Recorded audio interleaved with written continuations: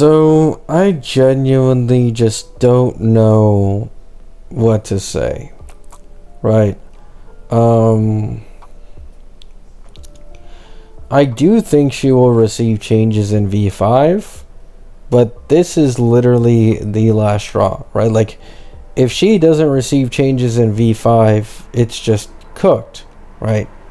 And I truthfully can't see in any universe where this happens, because she's so low of value currently. It's genuinely like insane. Like, it's not even funny just how bad of a character Ceridra is. And I literally go over my reasons on why in my, second last video, where I talk about, Ceridra, Zhao, is this a Zhao situation? And I go in depth and I kind of explain it all, like all the similarities and how she can be very easily power crept, right? But at this point, I think I just don't care, right? At least me personally, I have been striving for, even outside of just Phanon use, for this woman to be good for more characters, right? Like, solidified best in slot for Anoxa, solidified best in slot for Phanon, and maybe, a slightly best in slot for Archer. I think that 100% has value, for it. But, she just isn't that. It feels like they're really balancing this character solely off of Phanon, the same way they balance Zhao solely off of Acheron, and that is never going to be good when aging, especially considering that she gets worse the more investment you put into Phanon, which is kind of backwards because Phanon's E2 is higher priority.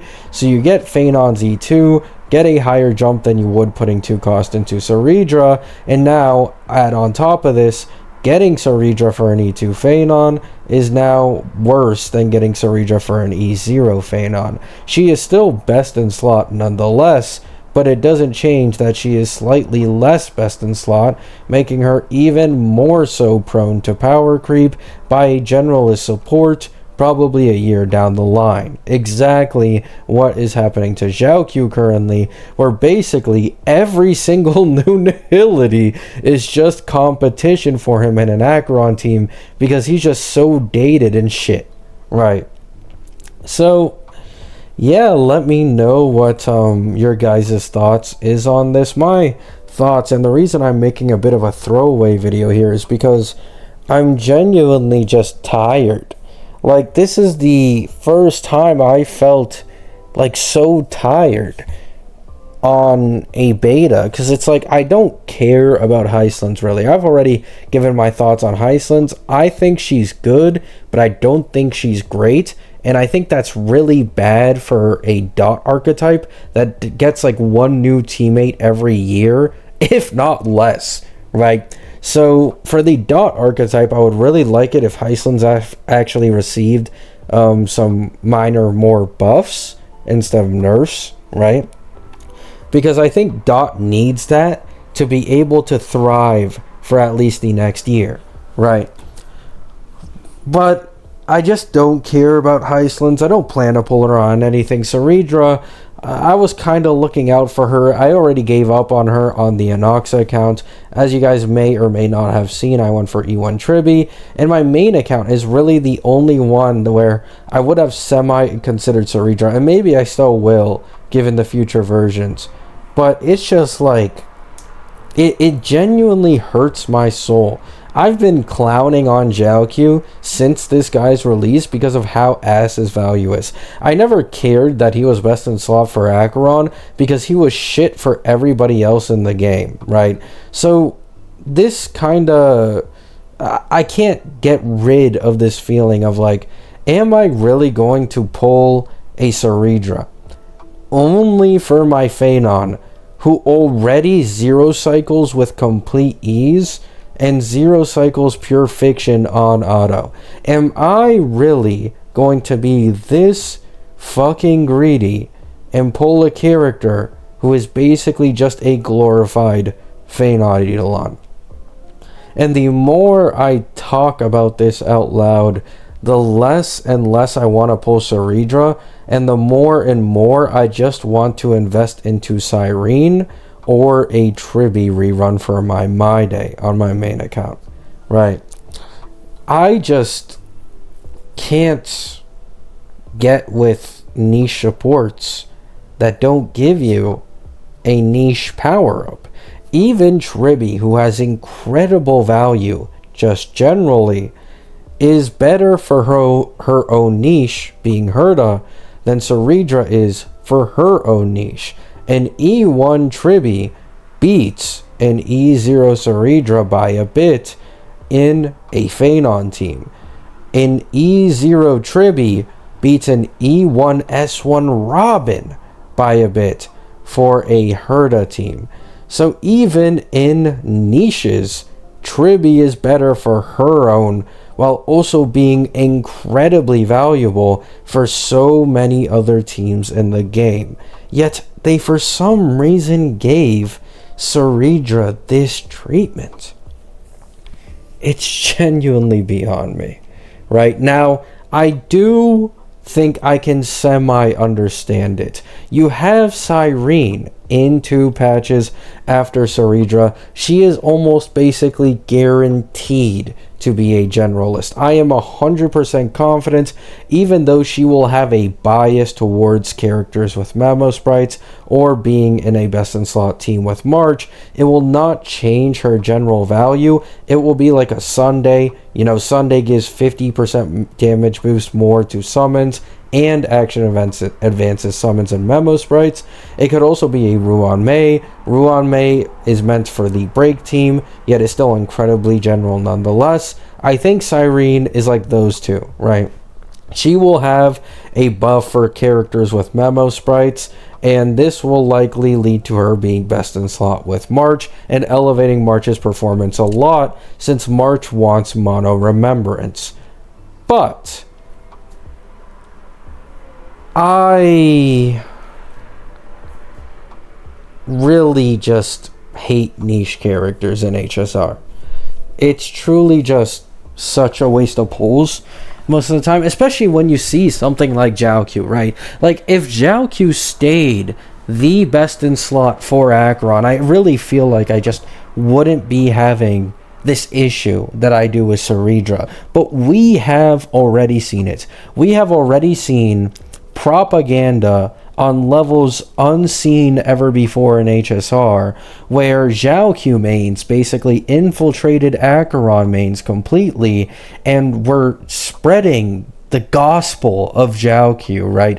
How he's going to be best in slot no matter what. It doesn't matter if he's nearly a year old. Cypher won't power creep. No one will power creep this guy, specifically in an Acheron team, just for it to happen, right? You're lured into this false sense of comfort, thinking that you're safe. Your Jiaoqiu pull that you did back then, its value will be retained for years to come, just to be betrayed by Hoyo's greediness. And I think truly they would treat Serra the exact same way. I truly think so, and in fact, it may even be worse in Feanor scenario than Jiaoqiu's, because at least Jiaoqiu, he's a Nihility character. Even though Nihility characters are now becoming better, they still are behind in value to Harmonies 100%. Serra is competing with Harmonies, the most valuable path in the entirety of the game, right? And it just, I don't see any world where we don't just get Generalist Harmony power creep like a year down the line and they don't just beat Serra. And the main reason I'm saying this is because of her buffing capability. Yes, she can give 2 additional meteors and 2 target content for Phanon, and she can give 3 additional meteors if Phanon is in like AoE content where he can spam his counter, right? That is it's good, right? It's solid, I guess. But these additional meteors are a flat damage increase, right? So her attack percent buffs oversaturated. Her crit damage and res pen buffs are literally only active when you hit peerage, and in most case scenarios, this means only 4 meteors are buffed, right? For both E2 and E0 Phanon, 4 meteors are buffed in 2 target content or less, right? I have so many problems with her kit, and I don't know if they're just doing this on purpose because they already plan to, sell an upgrade option a year down the line like they did with Cypher Jiaoqiu, right? It's so easy. Like, all they have to do is make a true damage support that is RMC with 10% more true damage. That's all they have to do.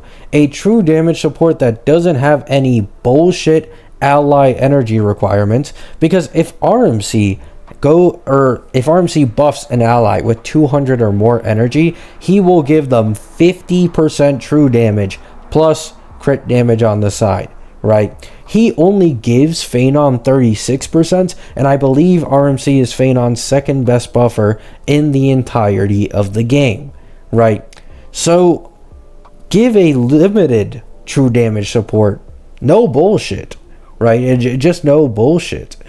Kind of like Fugue, right? HMC had the requirement for needing to use ult to give super break to the team, while if I remember correctly, Fugue just automatically gives super break no matter what, even though it is slightly weaker, right? But I don't think they do that in this case scenario, because this is a Generalist Harmony, and the first limited 5-star that will have this true damage mechanic. I don't think they would make her true damage then worse than RMC's, right? I think it'll either be on the same level or slightly better. And if we were to look at the likes of like a Tribi, who gives 24% res pen and 30% vulnerability, these are 2 incredibly rare buffs. And I would actually argue that you could translate this to Cyrene, probably giving an equal amount to that of true damage, or even a little more, 6% more, and hitting that 60% true damage mark. Now, I'm not saying Cyrene could work with Phanon. If she has a territory, she just can't, right? If she has a territory, this entire thing just blows to the wind. However, my point is the supports that come after Cyrene, because how this game works is that future characters are usually just as strong or stronger than the older versions. So even if it isn't a true damage support, a support that is a team buffer or whatever that follows the strength that Cyrene has in terms of buffing power would just be on the same level, if not possibly better than the likes of Ceridra for a Phanon, and add on top of this Eidolon creep. We've already seen it.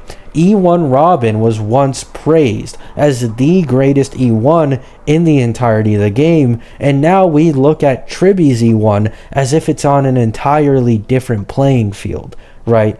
Who's to say that the E1 power creep won't be the exact same going into version 4, right?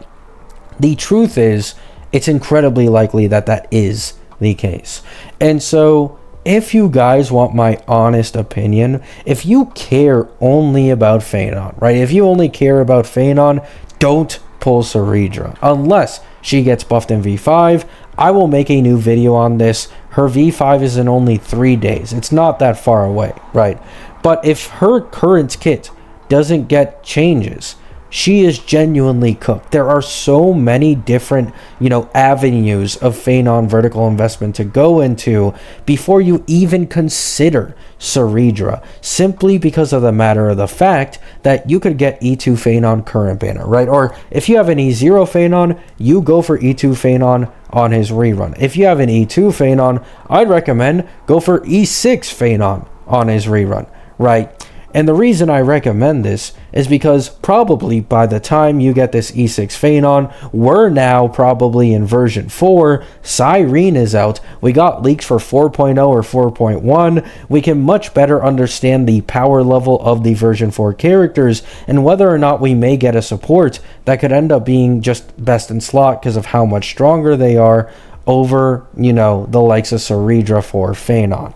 Right? This is what you guys really need to consider. If you're only a Phanon main, going into his own vertical investment is always better than Ceridra's, because Ceridra will lose value over time, while if you only care about Phanon, that Phanon damage increase he gets in his Eidolons will never decrease in value, right? He'll never just lose damage, right? Because those Eidolons are specifically for his own damage increase, and he will benefit more and more the stronger newer supports are, right?